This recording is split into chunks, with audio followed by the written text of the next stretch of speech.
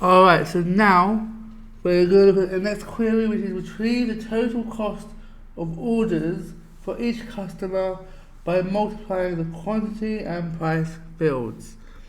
So we'll go back to queries, create query in design view, and we'll add the customer table and the order table and close it.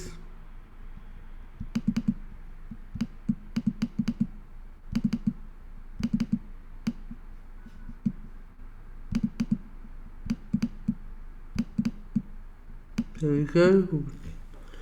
Double click the top of it to enlarge it. Now all we actually need is the customer's name, the product,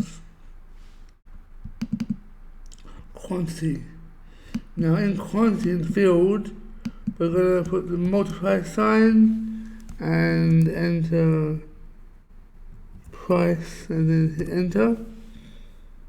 And then in alias, we'll put total cost.